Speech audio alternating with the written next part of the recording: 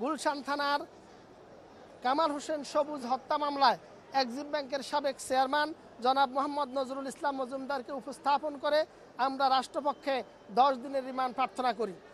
আসামিপক্ষ remand বাতিলপূর্বক জামিনের প্রার্থনা করেন। বিজ্ঞ আদালত উভয় পক্ষের শুনানি অন্তে সন্তুষ্ট হয়ে এই আসামিকে 10 দিন রিমান্ড প্রার্থনার প্রেক্ষিতে 3 দিন রিমান্ড প্রার্থনা মঞ্জুর করেন। এই আসামির সম্পর্কে আমরা বিজ্ঞ আদালতে যে সাবমিশন রেখেছি যে এই আসামি সাবেক স্বৈরাচার ফ্যাসিস্ট প্রধানমন্ত্রী শেখ হাসিনার অত্যন্ত ঘনিষ্ঠ এবং হাসিনার অর্থ যোগানদাতা। এই যে গুলশানের যে হত্যাকাণ্ডটি সংঘটিত হয়েছে সেইখানে আওয়ামী লীগের, যুবলীগের, স্বেচ্ছাসেবক লীগ এবং নিষিদ্ধ ঘোষিত সংগঠন ছাত্রলীগের প্রায় 150 থেকে 200 নেতাকর্মী বিগত 19 জুলাই 2024 তারিখে রোজ শুক্রবার সশস্ত্র অবস্থায় নিরস্ত্র বৈষম্য বিরোধী আন্দোলনকারীদের উপরে আক্রমণ চালালে ঘটনাস্থলেই গুলিবিদ্ধ হয়ে আজকের এই ভিকটিম কামাল হোসেন সবুজ নিহত হন। এই হত্যা মামলায় কোনো আসামির এজাহারভুক্ত আসামির নাম উল্লেখ নাই, সেইখানে অজ্ঞাতনামা আসামিদের নাম বলা হয়েছে। এই আজকের যে আসামি সেই আসামির নাম অর্থ যোগানদাতা হিসাবে সেখানে এই মামলায় এসেছে বিদায় বিজ্ঞ আদালতে এই মামলায় পূর্বে তাকে সোনারেজ দেখানো হয়েছে। আজকে আমরা রিমান্ড প্রার্থনা করলে বিজ্ঞ আদালত সন্তুষ্ট হয়ে আসামিকে 3 দিনের রিমান্ড প্রার্থনা মঞ্জুর করেন।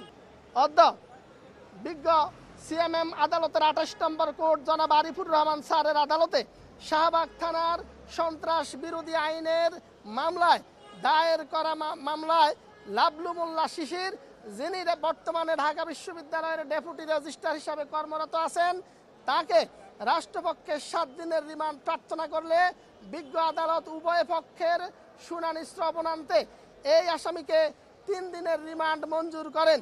এই আসামির আরও পরিচয় আছে। তিনি ছাত্র জীবনে ছাত্রলীগের সক্রিয় কর্মী এবং নেতা ছিলেন।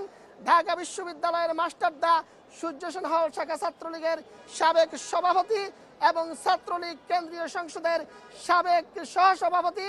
এই লাবলু মোল্লা শিশির মূলত ফ্যাসিস্ট আওয়ামী লীগের অত্যন্ত ঘনিষ্ঠ এবং ফ্যাসিজমকে কায়েম করার জন্য ঢাকা বিশ্ববিদ্যালয়ের আশেপাশে এবং ঢাকা বিশ্ববিদ্যালয়ের ক্যাম্পাসে বিভিন্ন কর্মকাণ্ডে নিষিদ্ধ ঘোষিত ছাত্রলীগের সন্ত্রাসী কর্মকাণ্ডের সাথে তিনি নিজে সম্পৃক্ত এবং তিনি এই ঘটনাগুলার উস্কানিদাতা, তাদের অর্থ যোগানদাতা, তাদেরকে আশ্রয়দাতা হিসাবে তাকে তার এই মামলার তদন্তে তার নাম এসেছে বিদায় তাকে রাষ্ট্রপক্ষ রিমান্ডের প্রার্থনা করলে বিজ্ঞ আদালত সন্তুষ্ট হয়ে এই আসামিকে 3 দিনের রিমান্ড মঞ্জুর করেন।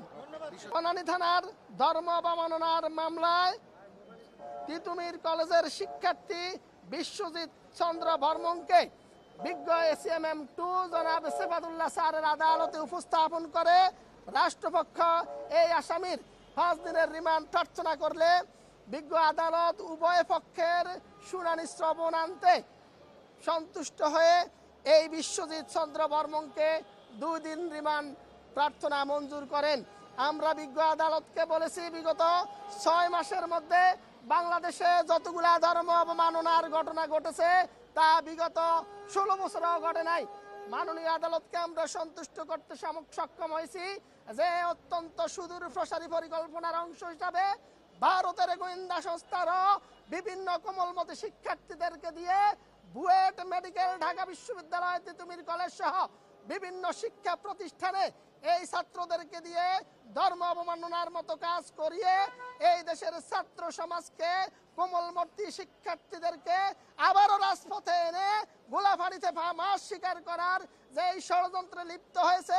এই জন্য এই আসামিকে রিমান্ডে নিলে পরে যারা যাবে যে এই ঘটনার সাথে কারা সম্পৃক্ত আছে, তারা কারা অর্থ যোগানদাতা, তাকে কে এই ধর্ম অবমাননার কাজে নামিয়েছে, এই বাংলাদেশের হিন্দু মুসলিম ধর্মীয় সম্প্রীতি বিনষ্ট করার কাজে যেহেতু সে সম্পৃক্ত, সেহেতু বিজ্ঞ আদালত মামলার গুরুত্ব বিবেচনা করে আসামিকে 2 দিনের রিমান্ড প্রার্থনা মঞ্জুর করেন।